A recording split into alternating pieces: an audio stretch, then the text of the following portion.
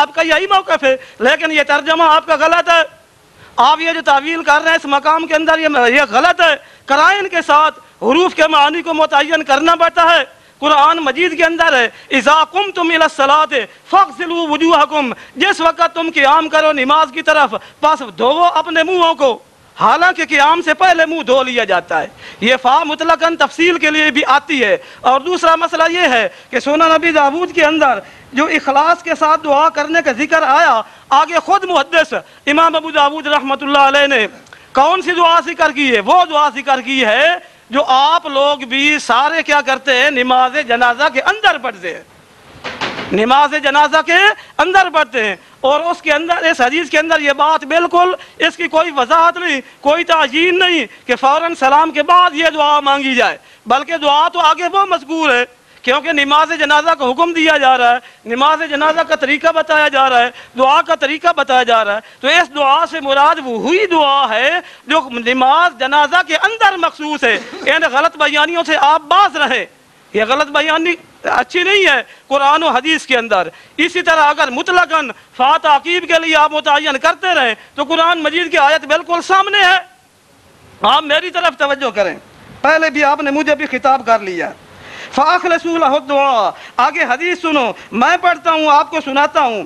ارے حدثني عن ابن شماع قال شهدت مروان، یہ سنن نبی داؤد ہے جو آپ لے کر بیٹھے ہیں۔ ہاں جی، صفحہ ہماری اس کتاب کے اوپر 456 جی۔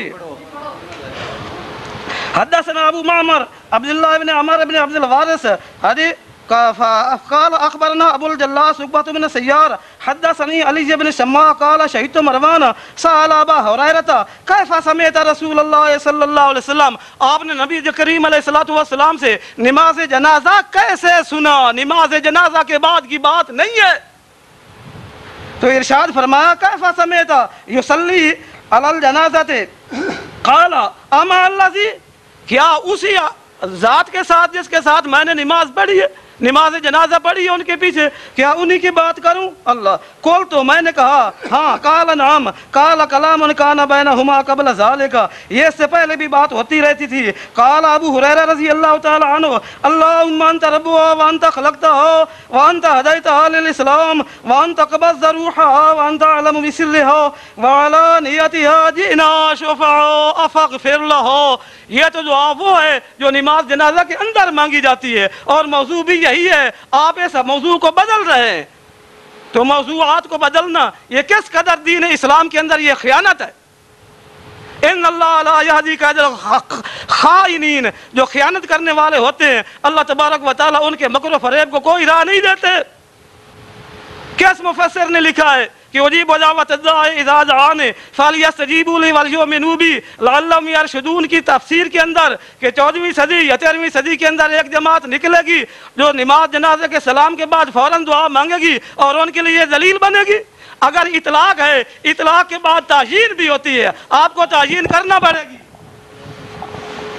بسم اللہ الرحمن الرحیم۔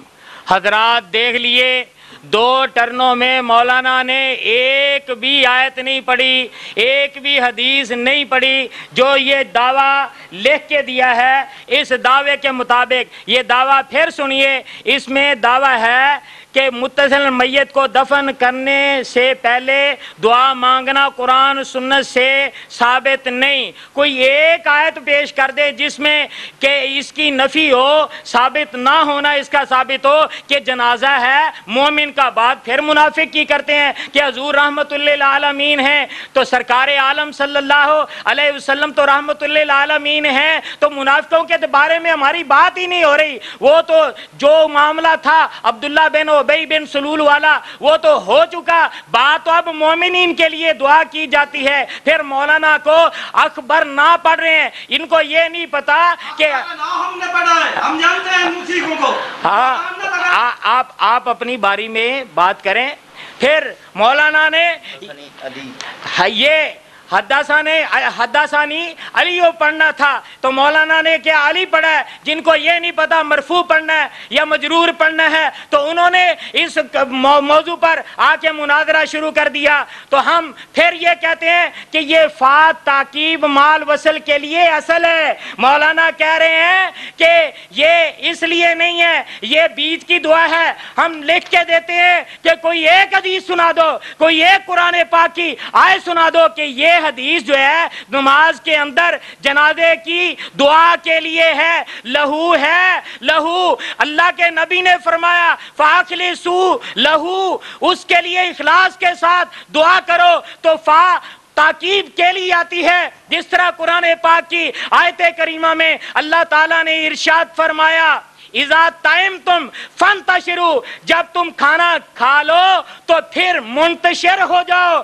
تو فا یہاں پر بعد کے لیے آ رہی ہے، جس طرح یہاں پر فا بعد کے لیے ہے اسی طرح یہاں پر بھی اذا صلیتم علی المیت فاخلصوا لہ الدعاء. یہ بات ثابت ہو رہی ہے کہ جنازہ پہلے پڑھو، دعا اس کے لیے بعد میں کرو، اور یہی ہمارا دعویٰ ہے اور ہم نے اس کو حدیث سے بھی ثابت کر دیا. اور مولانا یہ کہتے ہیں کہ یہ قرآن پاک سے ثابت نہیں ہے. ایا ساعت ندعو، جب صحابہ نے پوچھا تھا کہ کس وقت دعا کریں، اللہ تعالیٰ نے نہیں اس کے بارے میں کوئی تخصیص فرمائی، تو کسی اور کو بھی حق حاصل نہیں ہے کہ اس کے بارے میں کوئی کہے کہ اس وقت جائز ہے یا نہیں. اب جو بھی وقت ہوا ہے میں آپ سے پوچھتا ہوں اس وقت دعا کرنا جائز ہے یا نہیں؟ آپ یقیناً کہیں گے کہ جائز ہے. تو پھر اس کے لیے کوئی وقت، کوئی آیت، کوئی حدیث لانی پڑے گی کہ اس وقت کے لیے دعا ہے. تو جب اس وقت کے لیے بھی دعا کا کوئی تعین نہیں ہے،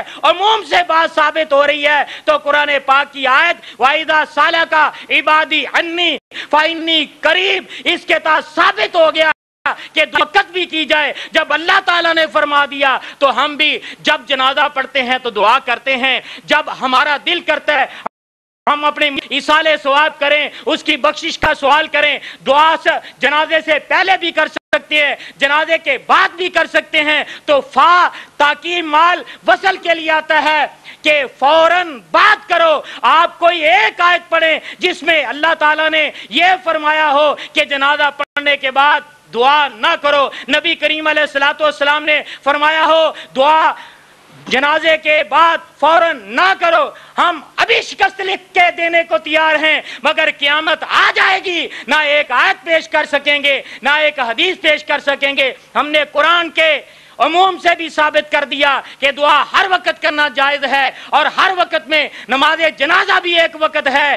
اور اذا تم علی میت فاخلصوا لہ الدعاء، فاتح کی مال وصل کے لیے اس کا جواب آپ کو دینا پڑے گا. یہ حقیقتاً تاکی مال وصل کے لیے آتی ہے. جب تعمیم ثابت ہو جائے تو تعمیم کے لیے ہوگا، اس وقت کسی خاص وقت کے لیے نہ ہوگا. تو ثابت ہو گیا کہ جنازے کے بعد دعا کرنا یہ اللہ کے نبی کا خود حکم ہے. جب تم جنازہ پڑھ لو تو پھر دعا کرو.